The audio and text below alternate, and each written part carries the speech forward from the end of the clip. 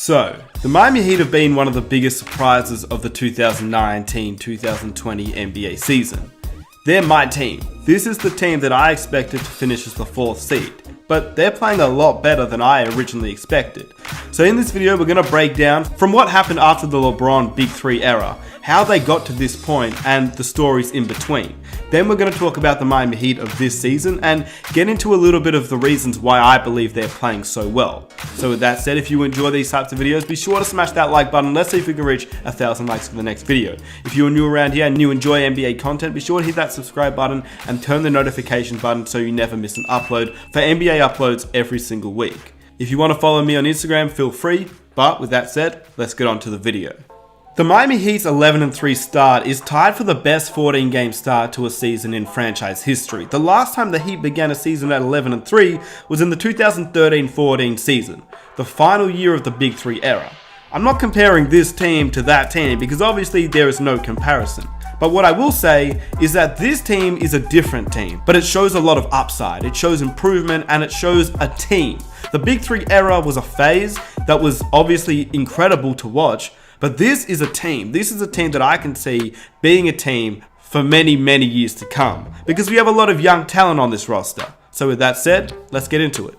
So we're going to rewind all the way back to the Big 3 era. Well, the end of the Big 3 era. LeBron James had just announced that he was joining the Cleveland Cavaliers for the second time and looking to bring Cleveland their first NBA championship, which meant that it was Dwayne Wade and Chris Bosh who were still in Miami, which at that time they still could be a dynamic duo that could do pretty well in the Eastern Conference. Obviously by that time the Heat thought that they could win and compete, so they tried to acquire guys that could somehow fill the need of LeBron in terms of not the best player, but they needed a small forward. So they ended up getting Luol Deng, who at the time was okay, Danny Granger, who was a veteran small forward, and they had a lineup of Mario Chalmers, Dwayne Wade, Luol Deng, Chris Bosh, and they still had Udonis Haslem, Chris Anderson. In addition, they also gained Goran Dragic, who ended up being an all-star point guard a few seasons later. So this team was looking okay. But as we all know, that didn't work out. Chris Bosh ended up having injuries and the rest of the team just couldn't really perform. They finished with a 37-45 record, which was the NBA's 10th worst in the league. In fact, they didn't even make the playoffs after being Eastern Conference champions for 4 straight seasons. So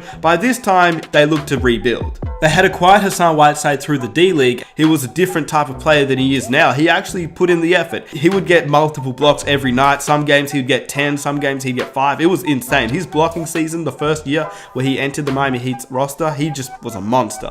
And they also recognized that they needed to rebuild, so they went with a small forward and selected Justice Winslow with the 10th overall pick, which is a defensive-minded player that they could develop with in the future.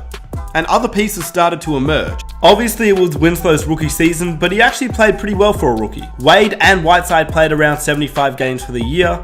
Goran Dragic was comfortable in the offense. Chris Bosh played 53 games that season, but that was probably the end of his career. And Josh Richardson was also starting to emerge as well, a second round pick that the Miami Heat had got. And they compiled a 48-34 record, which saw them end up in the conference semifinals, but in the end they lost to the Toronto Raptors in a really close series. But then we know what happens from here. Dwayne Wade ended up leaving. He was still our best player, but by that stage he went to Chicago. Chris Bosh was dealing with his blood clots, and for the next few seasons it was a rebuilding stage for the Miami Heat with their young core of Justice Winslow, Josh Richardson, and they had drafted Bam Adebayo, who seemed like a promising young player. As we all know, the Miami Heat are not a rebuilding team. We rebuild with Pat Riley like always contending rebuilding, which means that you have your young players, but you always acquire additions that can help fit your team to make the playoffs. Pat Riley was not going to rebuild by getting a top 5, top 10 pick.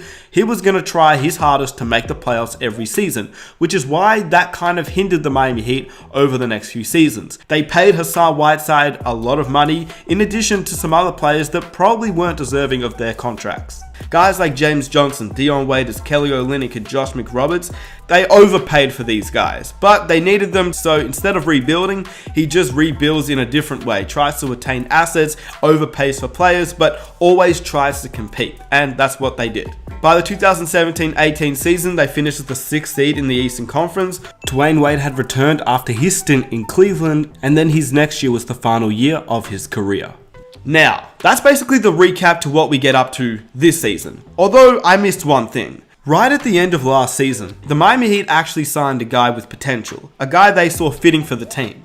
they signed Kendrick Nunn on the last day of the 2018-19 NBA season.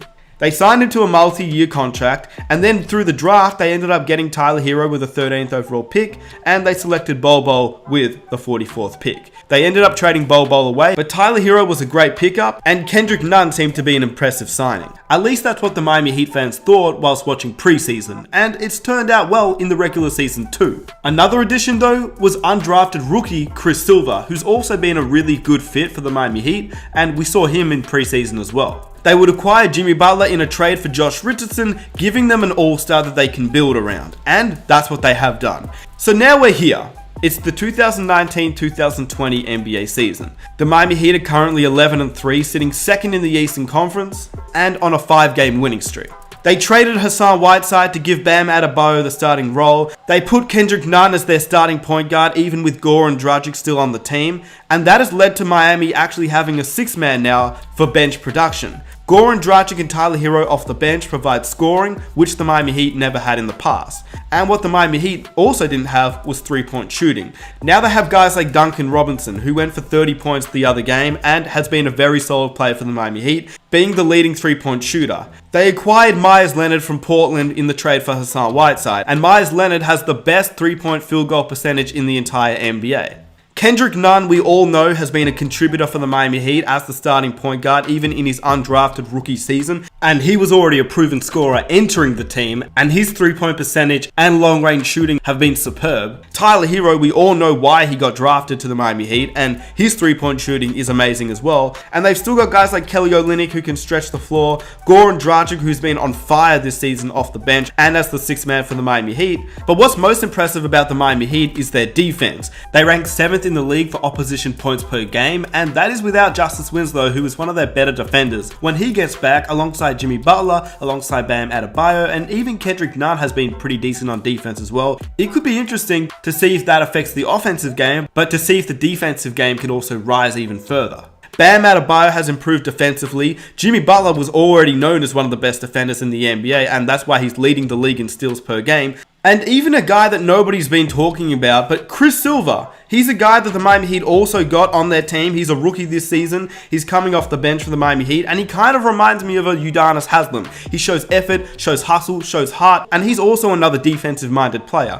He was a first-team All-SEC in 2018, SEC Co-Defensive Player of the Year in 2018, and SEC All-Defensive Team in 2018. So he's a defensive-minded player, even at his smaller frame of 6'8", but he is an undrafted player that the Miami Heat have also brought in to help play a role for their team. So in other words, it's really just been their ability to space the floor and hit 3-point shots, which they weren't able to do in the past. Their defense is really, really good. But obviously there is room to improve. They're 13th in points per game, 21st in rebounds per game, 7th in assists per game, 6th in offensive points per game, which is probably the most impressive point for me. That just shows that their defense is really good, but their offensive game can still improve, with them being ranked 13th in points per game. I have no doubt that this season, Coach Spo will be contending for Coach of the Year. Pat Riley will keep building his team and try to bring in other assets either via trade or free agency. He's looking to win a championship as soon as possible. Jimmy Butler probably needs another star or all-star talent to help get them closer to that championship. But for the way that the team is playing right now, it's really, really exciting to watch. And as a Heat fan, I'm so happy to watch this team. And if you're not a Heat fan, it's pretty good for the NBA in general to see more competitiveness overall. What's most impressive to me personally is the fact that each individual player plays their role and there's no real standout. Even though Jimmy Butler is the all-star player on this team, there's no standout player each and every night. It could be one night Kendrick Nunn, the next night Jimmy Butler, the next night Tyler Hero, then Goran Dragic, then Duncan Robinson, then Bam Adebayo. Like, this is a complete roster which still has opportunities to trade for other pieces. If they want to bring in other pieces towards the deadline, they have the ability to. They've got guys like James Johnson, Justice Winslow, Dion Waiters, Derrick Jones Jr., who haven't really played a lot. Justice Winslow's been injured, Derrick Jones has been injured, but James Johnson and Dion Waiters have, realistically, they've been suspended for the team. Whether it's been made public or not, these guys are off the team for a reason. We know Dion Waiters is, but James Johnson, he hasn't been named suspended, but I think we can all assume he has been. He's obviously still playing with the team, but they're at times playing Udonis over him, which at this point, that can say something. And Miami's young core of Kendrick Nunn, Tyler Hero, Bam Adebayo, Justice Winslow, and Duncan Robinson have all been performing. Nunn is averaging 17.3 points per game, Hero's averaging 14 points per game, Bam's averaging 13.8 points per game with great defense, and so is Justice Winslow, and Duncan Robinson's averaging 11.2 but with great 3-point shooting. In addition, the Miami Heat have a few players that can be considered for accolades. Jimmy Butler can be considered for an all-star and as a Defensive Player of the Year candidate. Kendrick Nunn and Tyler Hero are in the Rookie of the Year race. Bam can be considered as a Most Improved Player, and Goran Dragic can be considered as a Sixth Man of the Year. So, there's a lot going for the Miami Heat team. It's going to be interesting to see how they play against Philadelphia in the next game. Jimmy Butler's playing his old team. So let me know what you think about the Miami Heat. If you enjoyed this video, be sure to leave a like, subscribe if you're new, hit the notification button, follow me on Instagram, and it's been your boy Nick Smith. I am out. Peace.